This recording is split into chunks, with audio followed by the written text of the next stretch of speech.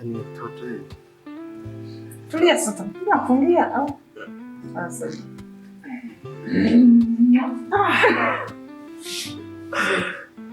Bana, usilikuwa na haraka. Basi twende. Nguvu ya mapenzi yananisukuma, mikononi mwako niwe salama. Nguvu ya mapenzi imenitawala, moyo wangu wote umeshashikwa.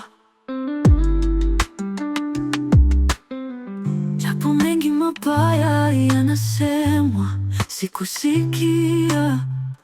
Nimeziba masikio, nilijua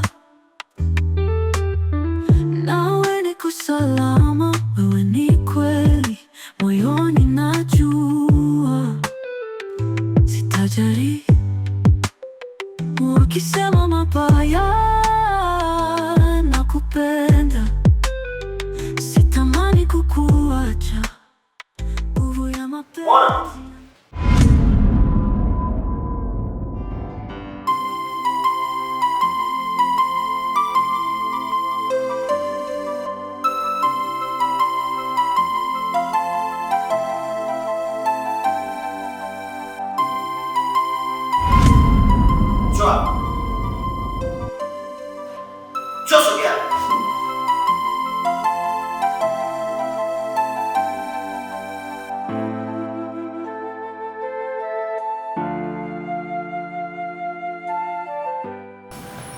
Ehe. Na huku unatoka wapi? Usinitumbulie macho na kuuliza unatoka wapi huku? Umeshaanza ujinga. Umeshaanza upumbavu. Sasa, nikitoka hapa, ole wako nikutangulie nyumbani. Sitajari wakisema mabaya, nakupenda. Sitamani kukuacha. Nguvu ya mapenzi yananisukuma, mikononi mwako niwe salama. Nguvu ya mapenzi imenitawala, moyo wangu wote umeshashikwa.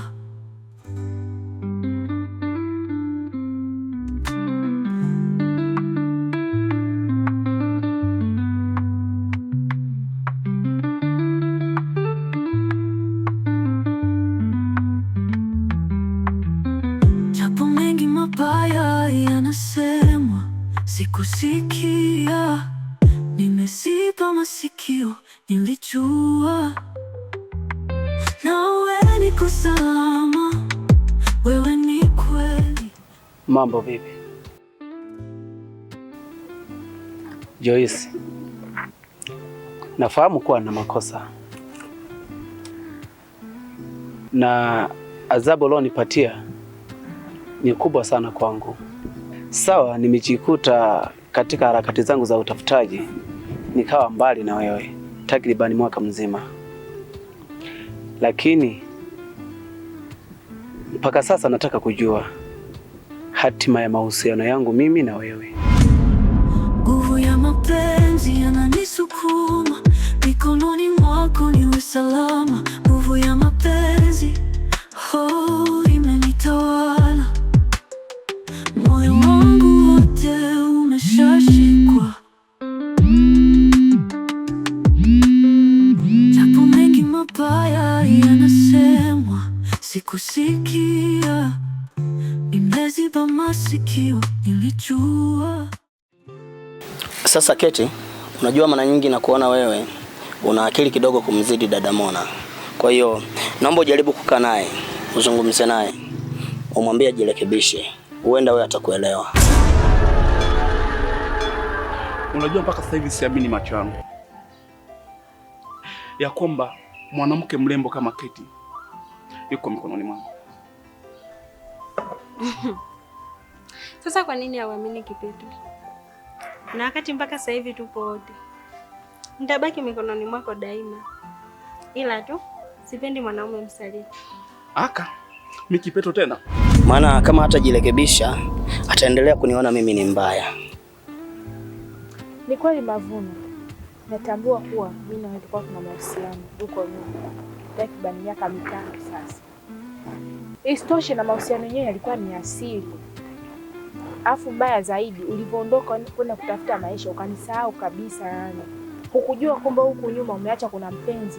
Hukujua kwamba kuna Joy huko anakutegemea. Hata mawasiliano kulikuwa hakuna kabisa. Ulikuwa unategemea mimi naishije. Zeni tusiende mbali sana. Mimi ni mchumba wa mtu. Na mchumba wangu anafahamika hadi nyumbani kwetu. Kwa hiyo mimi sioni sababu za kunilaumu sana. Naomba ulitambue hilo. Hapana Joyce. Sikulaumu. Isipokuwa nataka kujua ndio mwisho wa mapenzi yetu. Mimi sioni kama hili sehemu ni sehemu salama kwangu.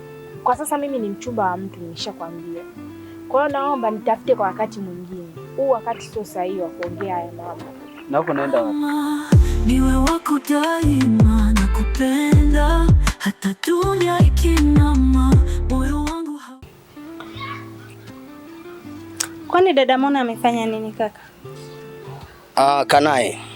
Ukishaka naye atakueleza kwamba jana nilimkuta wapi, akiwa na nani. Sawa kaka, nitajaribu kuongea naye. Akinielewa amenielewa, siponielewa basi. Okay basi sawa. Ukisema mabaya na kupenda, sitamani kukuacha. Nguvu ya mapenzi yananisukuma, mikononi mwako niwe salama. Nguvu ya mapenzi inanitawala, moyo wangu wote umeshashikwa. Niwe salama, niwe wako daima na kupenda hata dunia ikinama. Moyo wangu hauwezi kubadili njia. Nguvu ya mapenzi imenitawala kabisa.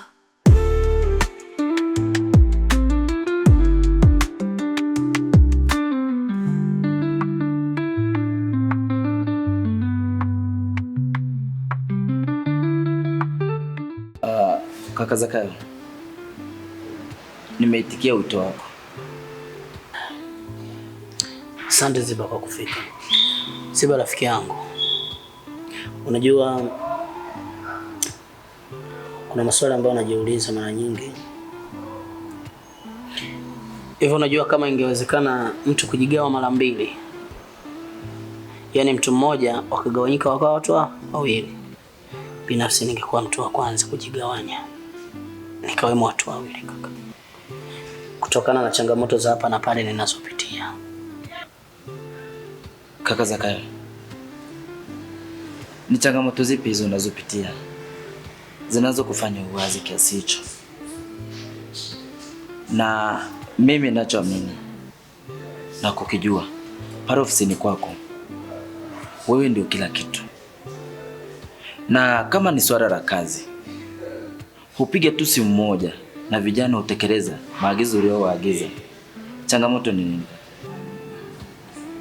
Ni kweli Ziba unachokizungumza, kwamba mimi pale kazini ndo kila kitu, na kama ni masuala ya kazi huwa napiga tu simu mara moja, vijana wanafanya kazi.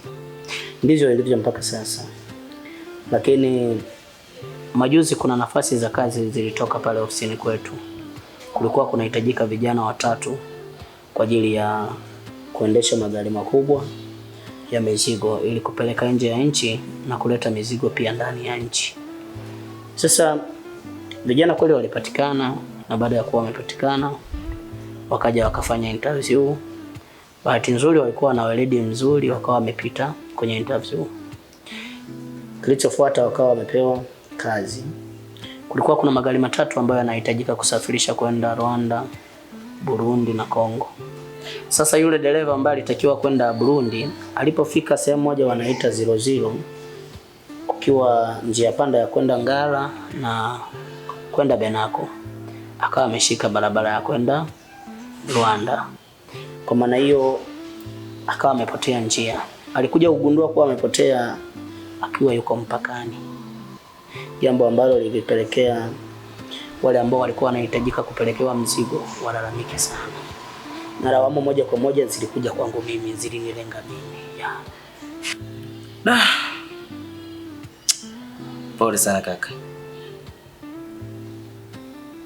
Tena nirudie kukupa pole, kwa sababu mtu akikuangalia njiani hawezi jua unawaza nini, ni changamoto zipi unazopitia. Na baada ya kuwa amepotea, nini kilichoendelea? Baadaye alipatikana, lakini alikuja kupatikana muda ukiwa umeenda sana, jambo ambalo lilipelekea wale ambao wanapelekewa mzigo kule walilaumu sana, lakini namshukuru Mungu kwamba changamoto tulizitatua na zikaisha. Kwa hiyo hamna tatizo sasa hivi linaloendelea. Pole sana kaka Zakayo. Ni kweli unapitia changamoto nyingi sana. Pole sana kaka. Nashukuru sana. Ndicho nilichokuwa nimekuitia kukueleza kwamba nina changamoto. Unajua wewe ni rafiki yangu. Pamoja na kwamba pale Uhakika Company Limited umeshatoka, bado mahusiano yapo.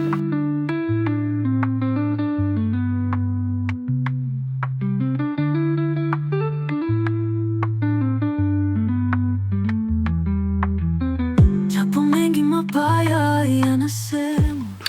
Yes, mpenzi wangu.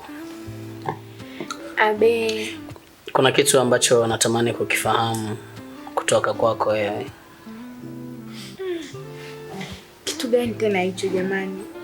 Au nimekosea wapi mimi? Hapana Joyce, hakuna kitu chochote ambacho umekosea. Isipokuwa najiuliza kwamba kila ninapokuja nyumbani kwenu namkuta Joyce wangu amekaa yuko pale nyumbani. Nilitaka kujua unajishughulisha na kazi gani?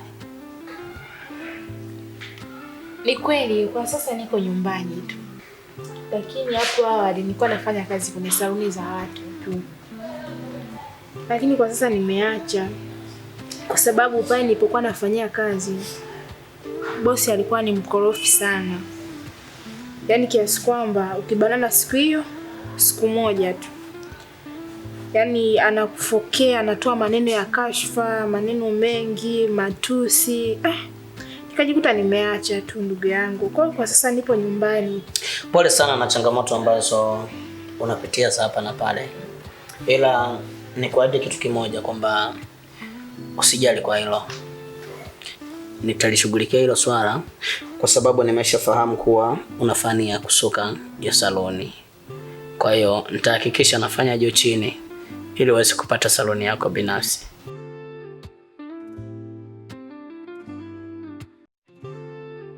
Yaani nimefurahi kwa sababu yaani kiukweli kila siku panapokucha naona mabadiliko kwenye maisha yangu. Yaani haitoshi kukushukuru tu. Nakuombea Mungu azidi kukubariki na azidi kukutia nguvu. Unajiona mwenye furaha, mwenye amani. Kifupi Mungu azidi kukutia nguvu. Nashukuru kusikia hivyo. Cheers.